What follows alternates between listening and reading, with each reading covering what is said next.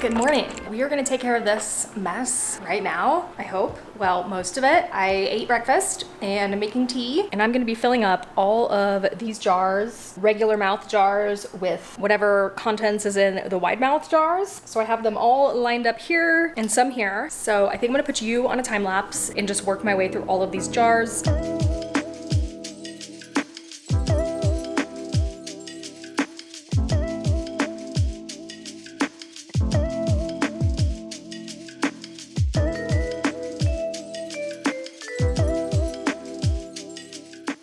Okay, look at this, done, all filled up. Now my next task is to put a lot of this under the shelves. I'm not gonna be using this many pints, so a lot of them can go back. And then I'm gonna clean up all of these wide mouth quart jars here and put them into the dishwasher. Okay, here is what's going on. I have to soak these because labels are stuck to the side of the jar. I'm also soaking this new ball jar that I got while I'm at it. Then I'm gonna scrape them with this and some Goo Gone. This right here, that should help get off all of the adhesive and plastic labels. This is how I wash my flats. They stay put, they don't fly all over the place. I feel like this is the best way. And then the second best way is in the silverware holders. So I started putting the labels on the rings because one, you can see them more than if it was on the shoulder. And also because when I'm done with the Swiss chard jar, it's so much easier to peel this off the ring than the glass, and then I don't have to deal with picking off the adhesive and all of that. So that's a pro tip for you. I'm in the process of kind of switching everything over. Like, these look so good. This one though, so it's a long process, but we'll get there eventually. For the most part, I think everything looks really good. I'm gonna put the rest of the quarts under there that I have. I can't use like a box as a tray for the quarts because they don't fit, so I have to put them under there like that, and that's how they store. And you know what? They're kind of like hidden that way. You can't see them as well. I don't know. Should I do that with the rest of them? It might just look better than having these green boxes. But my only concern about that is that when I move, it's going to be very difficult to move all of the jars. That's another reason. I could take them out of the boxes and then save the boxes somewhere in storage, and then when we move, I'll have them. Aesthetically though, they look so much better without the boxes. So I'm not sure. Let me know what your opinion is on that. What do you do for your jars? Again, I'm in a apartment, so it's like I can't just put them anywhere. I have to be really smart about where I put the jars, or else they'll just be taking up way too much space. So it's always a struggle on what looks good, what is the best way to store all of these things. Do I have too many jars? I don't think so. I've had more in the past, so to me, this is not that many. Also, a lot of those jars will be filled with goods in the future when I have a bigger garden. So there's a reason why they're hanging out.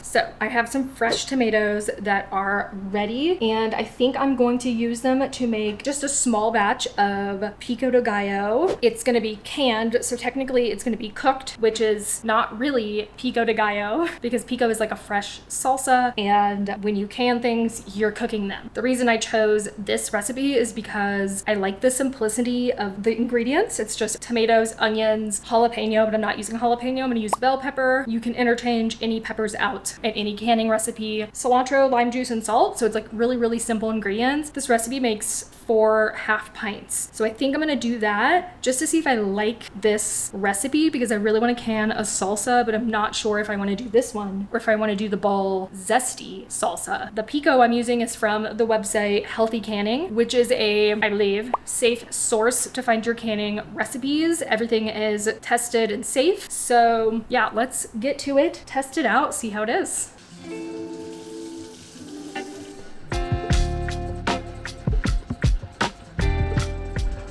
So I took out all of the seeds, but I left the skin on because the recipe said to leave the skin on. So this is 1 pound, 11 ounces. I had to add in more tomatoes, and so to use up 1 whole tomato went over a pound, but I think it'll be okay. So I am gonna go ahead and start dicing these up, and then I'm gonna add them to a pot. It calls for 1 medium onion, and I would like to say that you need to put weights because they put a weight for the tomatoes, but there's like a range of medium onions. So if you just had weight, it would make it more accurate, which is what we need for canning because we want it to be as safe as possible.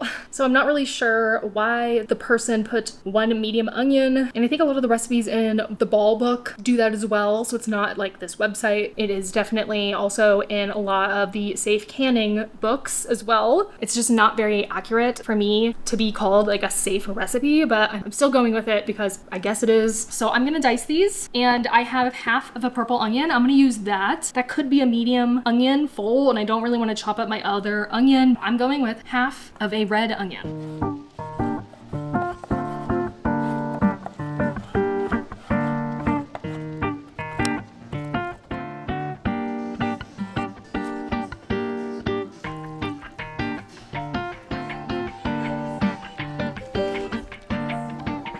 I got this little rack here from H Mart, which is a Korean grocery store. I think this is for maybe putting it on your table and then putting something hot on top of it. I have no idea. So for water bath canning, you can can inside any pot as long as the water covers the top of the jars, but you don't want the jars to be on the bottom of the pot because they could break. That's why I bought this little thing.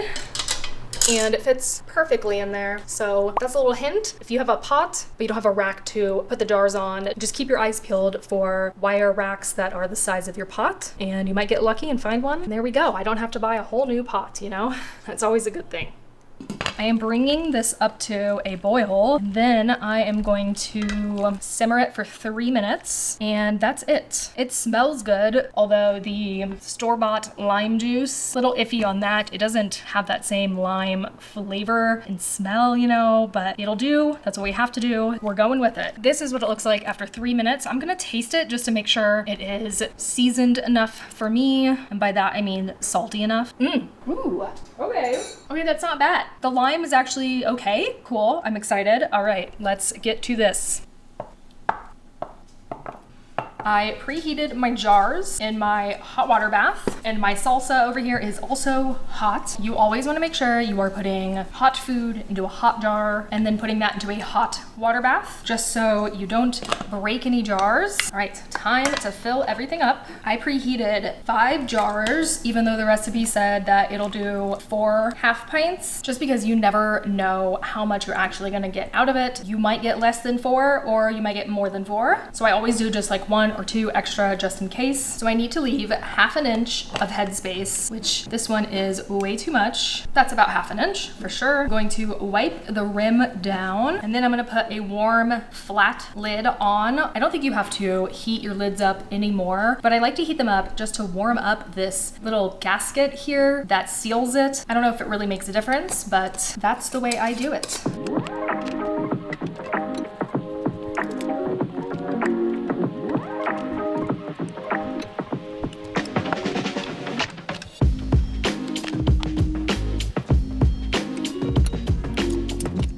So since I'm at high elevation, 5,924 feet to be exact, I have to add 10 minutes onto my water bath processing time. This recipe says to process the jars for 15 minutes and increase time as needed for your altitude. So 15 minutes plus 10, that's 25 minutes that these little tiny jars are gonna be in here. So let's get them in, I guess. What? I just knocked one over. Don't do that.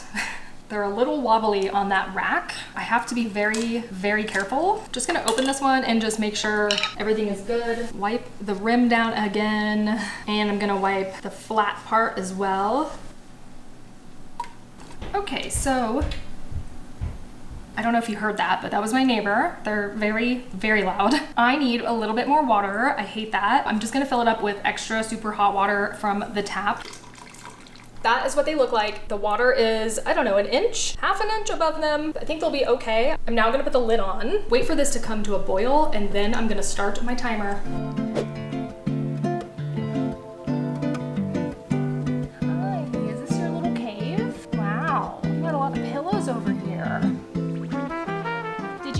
the whole couch? Wow, you're such a small little being. I don't know how you did it. Thank you. Are you a little guy? You're so sweet.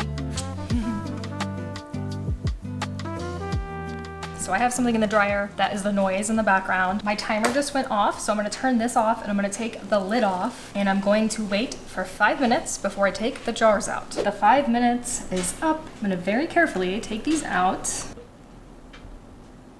There we go. Pico de gallo, or a very simple salsa. I got 4 half pints, which I'm happy with. I'm definitely gonna try one of them. And if we like it, me and my girlfriend, then I'll make more.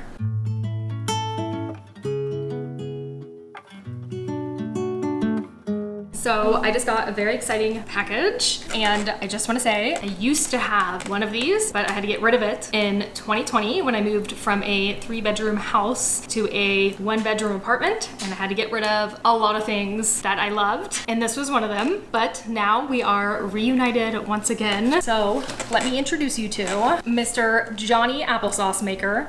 This is what it is right here. This is for making sauce, and you can use tomatoes or apples. It doesn't really matter, but as you can see here, you put the food up here, say tomatoes, apples, whatever, and you crank it and sauce comes out here, and the seeds and skins and anything you don't want comes out here. So that is perfect. This is what we need for tomatoes, because a lot of tomato sauce or whatever tomato product you're making, you don't really want the seeds and you don't want the skins. So that's where this comes in. Very excited. I want to open this up and see what's inside. Oh yes, this is what we need here. Look at that. That is pure metal. Wow. Here is the tamper. It looks kind of funny. I'm gonna put it over there. The crank, the hopper. Oh my gosh, it's huge. I actually saw a lady selling gala apples on the side of the road, kind of by the garden, and the sign said they were hand-picked in her backyard or something, and she was selling them for $2 a pound, which I get that homegrown apples, you know, you want to sell them for a good price. They're probably so good compared to like the grocery store, but a little expensive. That really sparked something in me to make applesauce. I really want to make applesauce. We love applesauce. It's delicious, but also when you're baking vegan items, usually the recipes call for applesauce, and I never have applesauce on hand, like ever. So it would be really nice to have applesauce on hand. Also, I suffer from gastritis. Sometimes I get flares throughout the year. I haven't had one in a while, thankfully, but when I do have those flares, it's important to eat a really simple diet. So applesauce is on the list there, and a lot of bananas and like toast, and that's all I can eat until my stomach heals. So that's another reason why I would love to have applesauce on the shelf. If I can find a really good deal on apples, I'm definitely going to pick some up and make some applesauce. So I just got back from the store. I needed to get apple cider vinegar for some of the tomato products that I wanted to can, and while I was there, I was like, maybe I will look at the peaches. And wow, look at that. They had Palisade peaches for 99 cents a pound, so I bought 11 pounds because according to the internet, 11 pounds will make 9 pints of canned peaches. And oh my gosh, I really want to make canned peaches. That sounds so good. These are local to Colorado, so 99 cents is a steal. And also, while I was there, I was checking the apples because, like I said, I wanted to make applesauce. The cheapest I could find was $1.59 a pound, and also according to the internet, you need 13.5 pounds of apples to get, I think, 9 pints of applesauce. So I said no to the apples, and then I turned around the corner to go look at the discount section, and I was like, oh, please be apples. That'd be so cool. And guess what? I found apples. Yes, they had 7 bags of these apples. I don't know what kind these are, but they look like a snacking type of apple. Some of them have some bruising, but not anything too bad. And I weighed all of these, and I have 11 pounds of apples, which is so awesome. I needed 13.5, and there were 7 bags, but some lady came up next to me and took 2 bags, so I took the rest because I'm greedy and I really want applesauce. But also, I couldn't believe they were in the discounted section. I truly didn't think that there would be apples there this late at night. It's like 6 p.m. and there they were. So 11 pounds of apples ready to be made into applesauce soon. Some condiments on my list to make are taco sauce and sloppy joe starter, which is just the sauce, and all you have to do is dump it in with the grounds or whatever you're using, and it's done. That sounded so good. They both use tomato paste, so I'm gonna start on the taco sauce. It's super like white people taco sauce, okay? And it's from the Ball Complete Book of Home Preserving, and it is page 278. It makes 6 half pints. It's a really simple recipe. I made this last year, I think, and it was so good that we need to make it again. It calls for corn syrup, which is something I don't usually keep in the house, but I have had this Korean corn syrup in my pantry for a little bit, so I'm gonna use the rest of this and hope it works. Let's start this sauce.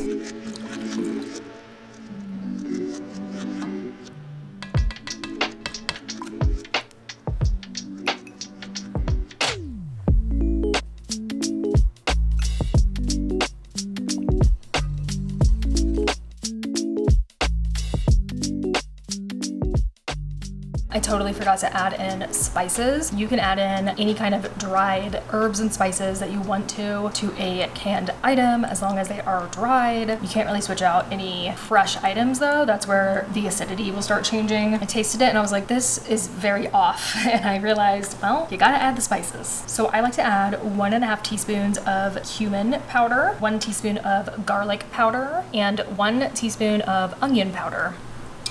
I totally should have added the spices in before I simmered it for 30 minutes, but I'm sure it'll be just fine. I just tasted it and that is it. It definitely needed cumin for sure. It tastes so much better.